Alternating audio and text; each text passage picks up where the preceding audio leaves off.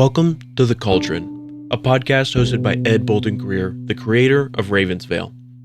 In each episode, Ed will have free-flowing conversations about horror, life, culture, and personal growth. Expect to hear from storytellers, authors, horror experts, life gurus, thought leaders, and influencers. The Cauldron is a place where concoctions of a lot of ideas are brewed down to potions that are sometimes important and useful, sometimes eccentric and bizarre, but always just what you need. The Cauldron podcast may contain explicit language and thematic elements not suitable for all audiences. Listener discretion is advised.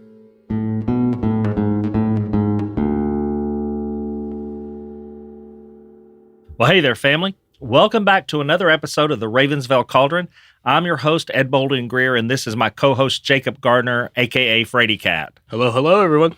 Well, Jacob, how are you doing? I am doing fantastic. Great. Jacob, I've noticed you've been getting a little jumpy the closer we get to the date of the paranormal investigation at the school. I just been noticing you jumping. Dude, fuck you. Honestly, I swear, I was... what was it? Monday night? Tuesday night? Sunday night. I am finishing up massaging my clients, right? And I am listening to a podcast, so my headphones are in. I thought that Ed was in the classroom because you were teaching a course that weekend. Right. Class was over. And I am facing towards a wall, signing off on the services, just doing some paperwork. Ed quietly, because you also didn't have shoes on. There was no way for me to have any inclination that he was behind me. And while I'm in my own little world, he grabs me with both hands and shakes me, and I just yell out. Also roared. Oh my God. And I just yell out in complete sheer terror, only to, in that split second before I could even finish my profanity, I hear Ed just dying laughing. Oh my God. It was absolutely hysterical. My heart didn't stop beating till I was like halfway home. I was so scared. I was like, oh my God, dude. Unfortunately for Jacob, he gets this from most of the staff. That was the worst anybody's gotten me, hands down. I'm so proud of myself. So, Jacob, you received an anonymous email from one of our listeners recently who identified as Navajo, and they were discussing the episode where we talked about skinwalkers. They had some information they shared with you, some details. I want to remind our listeners that while we're going to discuss the details of this a little bit, it is really setting us up for another conversation on skinwalkers later down the road. Yeah. We're committed to respecting our listeners' anonymity and the rich cultural heritage that the Navajo people have. And so we want to treat this with respect, first and foremost. But Jacob, can you tell us a little bit about what went on? It was a very long document that was sent. Yeah, so while doing research for the Skinwalker episode, I got into contact with a member of the Navajo tribe via Reddit. And I did change his response. He sent me an account that his family has talked about for a very long time. It's kind of like his version of a family ghost story. But again, if you guys remember in the episode where we talked about skinwalkers, it's considered very taboo for non-tribe members to discuss this with tribe members. So for the sake of anonymity, I've left this person's username out, and the story that they sent, I changed a lot of the pronouns to really neutral pronouns, like my uncle or my grandfather. It was a very long document. I will give you a short and condensed version of it, but essentially this person reports that back in about the 80s or so, his family, obviously living on the Navajo reservation, had an experience with what they are convinced was a skinwalker. The grandfather definitely believes that it was. But an uncle of the person that I was corresponding with gave me an account of late at night, they heard somebody breaking in or rummaging around their truck. They go out to then confront the person that is rummaging around in their truck, and what they see is not human per se. It has a very gnarled appearance. It was taller than the truck cab from the email that he sent me.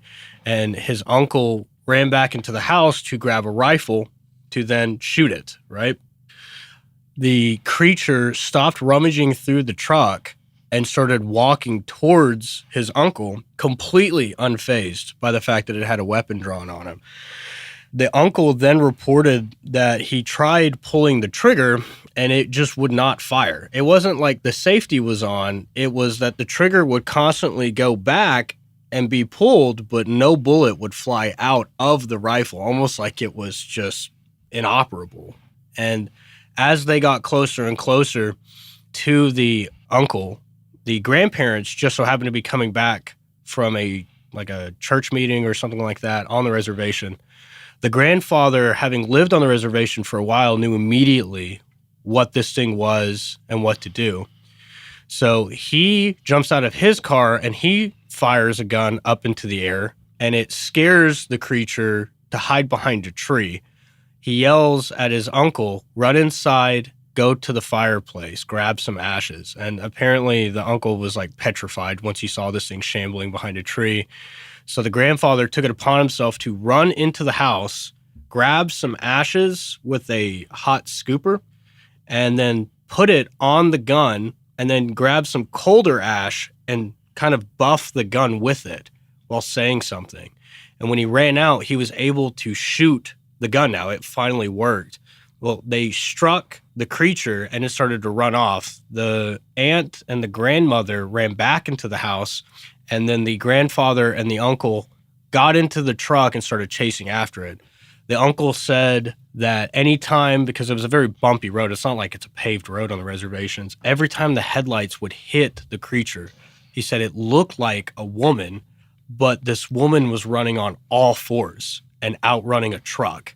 Well, they ended up stopping before they got to this ditch that was like 20 feet deep, and the grandfather jumped out of the car and started yelling at this creature, calling it by name, saying, "I know who you are.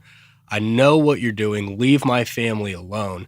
And then apparently a couple days later, a woman that was part of the reservation was found dead under mysterious circumstances, and nobody reported seeing this creature again. That's kind of spooky. Dude, it's horrifying. Yeah. It's horrifying. And there's even more details that I left out. We'll go over it in another episode, but I thought, like, what a cool little crossover. I'm going to check my responses because once we release that episode, because at the time I don't think we've released it yet. When we release the episode, I'm going to send it to this person and get their feedback on it as well. Yeah. That's just, I find skinwalkers so terrifying. You know what's even more terrifying? Something that we just read about in the news today. When our listeners listen to this, it will have already happened for a week or two. But I woke up this morning. Ed, did you see what happened in Baltimore? Yeah. It's absolutely horrible. I woke up this morning to people texting me, and it was all over my news feed. And I've talked to other members of our staff about it. Golly. You know, I do want to say on behalf of the entire team of the Ravensvale Podcast Network, we want to express our deepest sympathies to those affected by the Baltimore Bridge collapse. This is a heartbreaking event, and our thoughts are with the victims and their families and all those impacted. It's one of our greatest fears. Jacob and I were talking this morning about being stuck where you can't get away. Yeah. In times like these, it's important to remember that as a nation, we are a community, and we urge everyone to lend a hand where they can, whether it's through donations or volunteering or simply reaching out to those in need. We also want to express our gratitude to the first responders and rescue teams who are putting their lives on the line. Yeah. This is a water event, and so it becomes even more deadly. Your bravery and dedication are just truly inspiring to us. Yeah, I think they said that the water is like 2 degrees now, too. And the way I feel about cold, that's just not acceptable. Oh, God. But we are just simply devastated. And we hope to hear from some of our friends and family that live in that area really soon. Yeah. Well, family, join us next week when we'll be peeling back the layers of a psychological thriller called Dr. Jekyll, starring the versatile Eddie Izzard. This film is a modern-day take on the classic novella by Robert Louis Stevenson. And I think I speak for everybody when I say this, but we were really honored to be chosen by Hammer Films to preview this film before its worldwide release. We held a watch party here at the G-Spot last Tuesday with the entire Small Raven Media and Ravensville Podcast Network editorial team. We had pizza, we had some beer, it was great, and we were on a psychological trip, to put it lightly. So make sure you catch next week's episode to learn more about this polarizing film. It was really good. It was. Jacob, are you ready for your would you rather question? Sure am. Let's do it. So I know how much you like to eat, Jacob. Oh, I love it, man. And I know you really like to cook. Oh, yeah. So that's where I pointed my question today. Would you rather live in a world where all food is dispensed through a vending machine with unlimited credit? In other words, it doesn't cost you anything. Okay. But you never get to cook again. Ew. Or have the skills of a gourmet chef, but you can actually only cook with the ingredients that you grow yourself. Free food. Yeah. Didn't say tasted good or bad. Or be a gourmet chef and cook anything you want as long as you grow it yourself. I'm definitely going to have to go with the latter one, man. Like, I don't know if it's a love language or what, but the way I show somebody I really care about them is to cook something for them. And I think that would, like, have some compound meaning. If not only did I cook something for somebody, I was like, by the way, I grew this myself. So I'm going to go with the latter one. Okay. All right. I got you one. You ready? Yeah. Would you rather have the power to instantly heal any injury or illness in others, but you feel their pain for the duration of the healing, or be able to transfer any of your pain to a willing participant without harm? God, Jacob, that's really hard for me. Is it? Yeah. I mean, I first want to go in and say, oh, I want to heal everybody, And I look at the second part of that question and I think, well, probably Jacob and Jared would be willing to take my pain. Maybe Donna, Yeah. But I'm not sure that I'd be willing to give that pain away, I think I'm going to have to probably do what you expected me to do and go with the first part. But, I love the idea of being able to heal people, right? And to take away their illnesses and pain. So I have to say that one. I want to say it with a caveat, though. Okay. I would hate having to make a decision on who I healed. Yeah, you would be busy as hell. Yeah. And I doubt that I would want to go to sleep because I would be healing people. And so, although I'm going to choose number one, I don't know what I would do about number two. So I'm going to stick with number one. I know exactly what I would do for number two. I would pay somebody, right, that'd be okay with being my pain sponge, and I would just work out and fight all the time. And then I would be in perfect shape 24/7. So yours is more selfless. Mine, I'm like, dude, I got a great idea. I do want to remind our audience that we got just a couple of years to plan for Jacob's big 3-0. Oh God, yeah. And I think he's already kind of decided that, one day 30 is not going to be that bad, but also he's going to be old. Oh yeah. And I think he's already started planning his retirement at age 30. I'm hoping, yeah. I've probably got 15 more good years left in me. That's it. April is National Stress Awareness Month. It's a time dedicated to recognizing the dangers of stress and promoting healthy ways to cope with life's pressures. Stress can affect anyone and can lead to serious health problems, including heart disease, high blood pressure, diabetes, depression, and anxiety. Sound like anybody we know at work? Unfortunately. Recognizing the signs of stress and being aware of the symptoms, irritability, fatigue, difficulty sleeping, changes in appetite, Recognizing these signs is the first step towards managing stress. You can do simple things to help avoid the effects of stress. Staying active with regular physical activity can help you manage stress and improve your mood. Connecting with others and talking to your friends and family about your feelings and concerns also eliminates stress. Yep. Taking time for yourself and engaging in activities that you enjoy and find relaxing. And this is a big one. Learn to say no. Don't overcommit yourself and take on more than you can handle.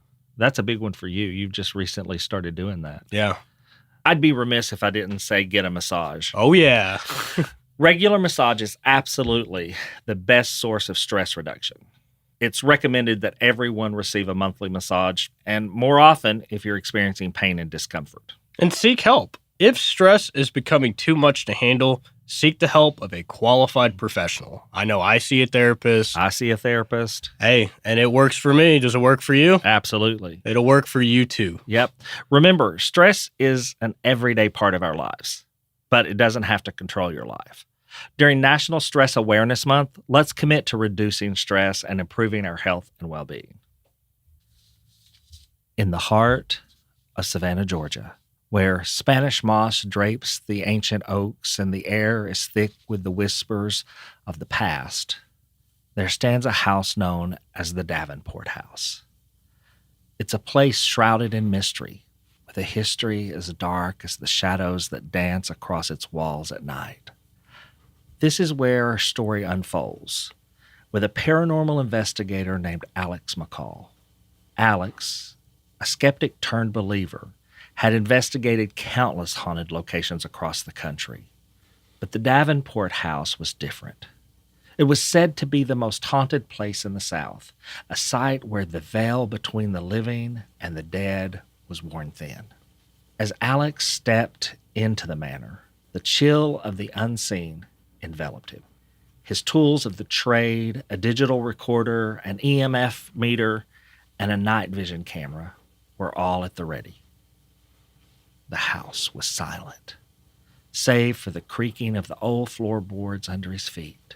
The first sign of the paranormal came as a cold breath on the back of his neck. There was no one there, yet the sensation was unmistakable. Alex's EMF meter flickered to life, the lights flashing erratically. He followed the signals to the grand staircase where the temperature dropped and his breath became visible in the air. "Who's here with me?" Alex asked, his voice steady despite the pounding of his heart. The digital recorder captured a response, a whisper as clear as day. "Leave." Ignoring the warnings, Alex continued his investigation, moving from room to room, each with its own tale of tragedy. In the library, books flew off the shelves. In the dining hall, the sound of clinking glasses and hushed conversations filled the air, as if a ghostly gathering were taking place. The climax of the night occurred in the attic, where the spirit of the house's original owner was said to reside. As Alex entered, the door slammed shut behind him, and the room erupted in a chaos. Objects levitated, spinning violently around the room, and a figure materialized before him. A man in period clothing, his eyes hollow with sorrow. "I am bound to this place," the apparition spoke, "trapped by my own misdeeds." Alex, although frightened, felt a surge of compassion. "What can I do to help you find peace?" he asked. The spirit's voice was a mere whisper. "Uncover the truth. Reveal my story." And so, Alex set out to unravel the mysteries of the Davenport House, delving into the historical records and long-forgotten diaries. He discovered a tale of love, betrayal, and a curse that held the manor's owner in its eternal grip. With the truth revealed, the haunting of the Davenport House came to an end. The spirit found solace, and the house was at peace. Alex, with a newfound respect for the supernatural, knew that his encounter with the manor would haunt him forever in the best possible way. As he left the Davenport House behind, the sun rose over Savannah, casting a golden light on the city of the dead, where the living and the spirits would continue to coexist, each with their own story to tell. So, Jacob, did you do your homework? Yes, I did. Listeners, we're going to continue our discussion of the last 5 of our top 10 most haunted places in the United States list. If you listened to us last week, you know we had too much data to do in one episode, so we decided to break it into 2 parts. Today's first haunted location is the Eastern State Penitentiary in Philadelphia, Pennsylvania. Renowned for its chilling history and alleged hauntings, it opened in 1829 and remained operational into 1971.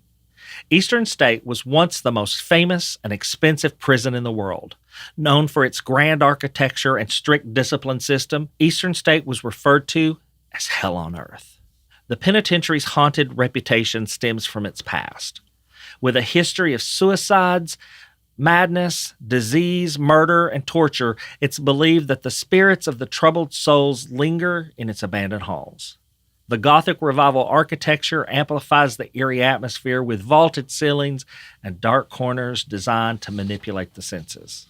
Among the many reported hauntings, the most famous is the ghost of Joseph Taylor, who is said to wander the halls today. He was an inmate who murdered another inmate named Michael Duran in 1884. The reports say that he returned to his cell to sleep after he had done the deed. Al Capone, America's most famous gangster, despite his relatively luxurious cell, complete with fine furniture and a radio, Capone was reportedly tormented by the ghost of James Clark, one of the victims of the St. Valentine's Day Massacre, during his 8-month incarceration in 1929. Although this story is also attributed to Capone's time in Alcatraz, it's not unreasonable to believe that ghosts might attach themselves to a person instead of a place. Yeah, I found that last little bit about Al Capone very interesting because we did end with Alcatraz in the last episode, and we did talk about the spirit of James Clark. I didn't realize until you and I were talking about it before we started recording that spirits, especially if they've been done dirty by the living, can follow you, which is just terrifying to think about. This place, by the way, to me is a little bit scarier than Alcatraz. Outside of the isolation that Alcatraz offers, Eastern State Penitentiary in Philadelphia, man, I mean, the amount of sorrow and murder and suicides and violence that just terrible. I mean, it sounds like it was, from the accounts that I was reading, it sounded like it was essentially like the purge in one building. Like people really just got to do kind of whatever they wanted to do. You think it sounded like hell on earth? Seriously sounded like hell on earth. Like you and I have talked about in the past when it comes to spirits, there's a lot of reports of apparitions and imprints, which for our listeners that don't know, an imprint is, and this is my amateur understanding of it, an imprint is essentially like a spirit that is stuck in a loop, usually right before their untimely demise. So in some of the accounts that I was reading, specifically around cell block 12, where a lot of the violence was supposed to have happened, a lot of people that are investigating report hearing people running. You can hear their footsteps, like slapping up against the stone, and then running into his cell and then slamming the cell shut, as if they were running from an attacker and trying to get away. And to me, I'm very sensitive to loud noises.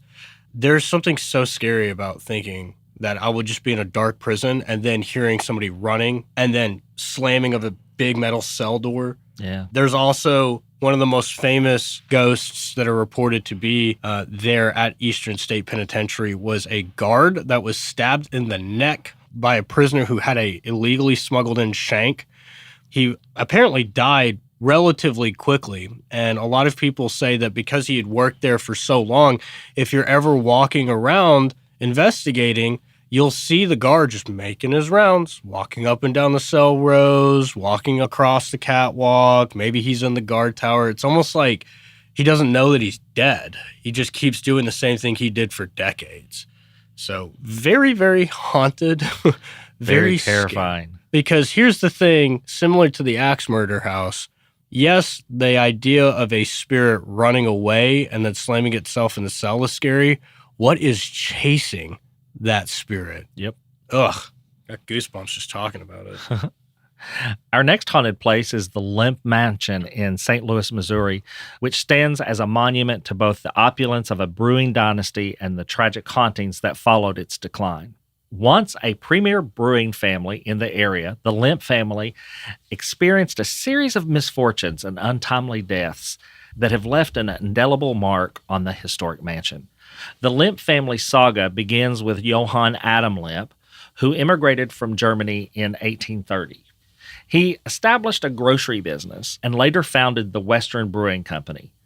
The brewery flourished, and the Lemps became one of the top brewing families in the world. However, the family was plagued with a series of suicides.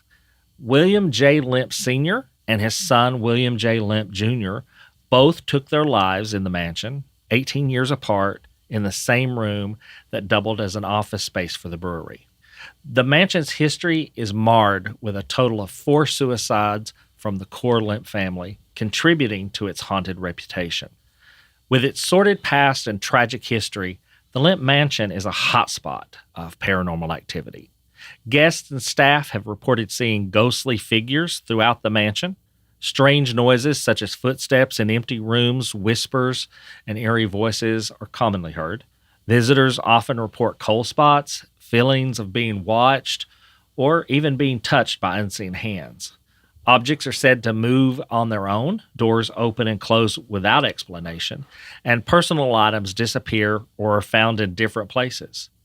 A particularly chilling phenomenon is the appearance of unfamiliar faces in mirrors as if peering out into our world from another dimension. These occurrences contribute to the Lemp Mansion's reputation as one of the most haunted locations in the country, drawing in those curious about the paranormal and the history of the Lemp family. The Lemp Mansion is now infamous for its paranormal activity, with claims of 9 spirits inhabiting the house. Betsy Burnett Ballinger, the official paranormal investigator and historian for the Lemp Mansion, has recounted numerous supernatural experiences, including hearing a gut-wrenching moan and sensing invisible presence. The mansion has been transformed into a restaurant and inn, capitalizing on its eerie past. Despite the chilling stories, or perhaps because of them, people worldwide are drawn to the Lemp Mansion to experience its paranormal aspects and delve into the mystery of the Lemp family legacy. The Lemp Mansion is really, really spooky to me, mainly because compared to the other locations we have on this list, this one seems to just literally be busting out the rafters with apparitions inside of the house. A couple of them that are most notable, obviously William Lemp Jr., who took his own life in 1922, and then his father, William Lemp Sr., who took his life 16 or 18 years prior. Guests and staff members have reported seeing Jr.'s ghost wandering the halls, often accompanied by the scent of cigar smoke, which is what he was very fond of when he was part of the living. His presence is said to be particularly strong in the room where he took his own life, known as the William Lemp Suite. A lot of people that walk into that room report hearing a very dull thud, as if somebody had just taken their own life and fallen. There's nobody in the room. There's also a lot of accounts of the Lavender Lady, who is one of the most famous ghosts at the Lemp Mansion. The Lavender Lady is believed to be the spirit of a member of the Lemp family. They can't really identify who it was. Witnesses have reported seeing a woman dressed in lavender roaming the halls of the mansion, often appearing suddenly before vanishing in the thin air, or maybe a visitor will follow them. They'll duck into a room only to go into the room with no actual exit and then realize nobody is in there. Some speculate that she may have even been the spirit of a former servant. Something kind of not so spooky, but interesting for anybody that wants to know. You can actually go to the Lemp Mansion and take a tour for like $25, and they will give you a hands-on, really cool tour. You may even be lucky because some guests report hearing one of the pianos in the mansion's parlor. Despite there being nobody around to play it, guests have described hearing music emanating from the room, often accompanied by the sound of laughter or conversation. Some believe that it could be the ghostly echoes of parties and gatherings held at the mansion in its heyday. Maybe these spirits that are trapped there, even though they're soaked in misery and misfortune for their untimely ends. Maybe sometimes they I don't know, relive a happier moment in the house. Party. Yeah, they still throwing parties. I also read an article kind of offhand, but the restaurant that's there Yeah. is really, really good. I guess you could say it's to die for. You're awful. Our third most haunted place is the Brushy Mountain State Penitentiary, often referred to as the end of the line, is a name that resonates with a chilling echo of the annals of American penal history. Nestled in the rugged terrain of Petros, Tennessee, this former maximum security prison has a dark and sordid past that has given rise to numerous tales of the paranormal.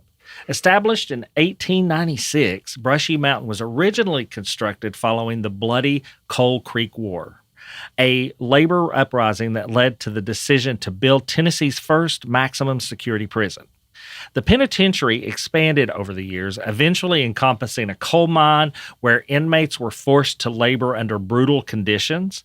The harsh treatment, combined with the prevalence of disease such as tuberculosis and typhoid fever, contributed to a high death toll among the prisoners. The prison's closure in 2009 opened a new chapter in its history, transforming it into a site of fascination for those intrigued by the haunted legacy. Paranormal enthusiasts and investigators flock to Brushy Mountain to experience the eerie atmosphere and to encounter the spirits that are said to linger within its walls. One of the most famous ghosts rumored to haunt the penitentiary is that of James Earl Ray, the convicted assassin of Martin Luther King Jr., who briefly escaped from Brushy Mountain in 1977. Although recaptured, the legend of his ghostly presence persists, with visitors reporting strange occurrences in the area of the prison where he once was held. Visitors and staff have recounted numerous unexplained events, including disembodied voices, apparitions, and physical interactions. The empty corridors and cell blocks echo with whispers and cries believed to be the remnants of the inmates' suffering. Shadowy figures and ghostly inmates have been seen, vanishing as quickly as they appear.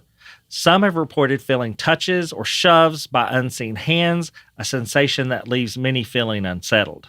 Now a tourist destination, Brushy Mountain offers a glimpse into the grim past through guided tours, where the bravest can explore the various cell blocks and solitary confinement areas central to the prison's haunted reputation. The site also features a moonshine distillery and a restaurant, providing a unique blend of history, spirits, and, if the stories are to be believed, the supernatural. The haunting of Brushy Mountain State Penitentiary is a testament to the enduring power of history and the tales that emerge from places marked by suffering and tragedy. It stands as a somber reminder of the past and a beacon for those seeking to connect with the otherworldly. Whether one believes in ghosts or not, the stories of Brushy Mountain continues to captivate the imagination and stir the senses. Yeah, Brushy Mountain State Penitentiary was a pretty fun one, mainly because I only knew of it via its connection to James Earl Ray, which was basically where it stopped. I thought that a lot of the tours originally, when I started looking into this, was based around just the historical significance of the prison. But yeah, it's haunted as hell. The one thing that I found really interesting when doing this, so a lot of people who don't tend to understand or maybe not know, Petros, Tennessee is a very remote area, hence why they built a prison there, right? And something that's a side effect of being put in a very rural area is that most of the members of the community that are of working age, men and women, that's like the main provider of income in that area. So many of the locals who have worked in the prison for generations, they all have stories of apparitions and supernatural events that took place through their tenure there. One thing that's really common with the voice recordings that a lot of paranormal investigators end up using is that if you go to like the medical wing, again, with all the forced mining that took place, they get a lot of recordings of people coughing, hacking up, from, I guess, what is it called? Black lung. Stuff like that. The solitary confinement wing is pretty scary, mainly because there was reports of them getting recordings of people weeping and sobbing, which is just, oh, God. I actually would want to go to this place, if I'm being honest with you, and I actually would look forward to seeing a ghost, and I hope it's James Earl Ray, and I'll flip him off. Well, Throw some holy water at him and then flip him off, call it a day. Well, Jacob, we can make that happen. Hey, I'll do it. I'll do it for Luther Jr. Our fourth most haunted place is Emily's Bridge. Nestled in the picturesque town of Stowe, Vermont, lies a quaint covered bridge that carries a tale of heartbreak and mystery. Now, this one's kind of sad to me. Known as Emily's Bridge, or by its official name as Goldbrook Bridge, this 1844 structure is steeped in local folklore and is said to be one of the most haunted places in New England. The legend tells of a young woman named Emily, whose spirit is believed to haunt the historic bridge. The most common version of the story recounts that Emily fell in love with a man and her family disapproved of him. Defying her family's wishes, the couple planned to elope and meet at the bridge at midnight.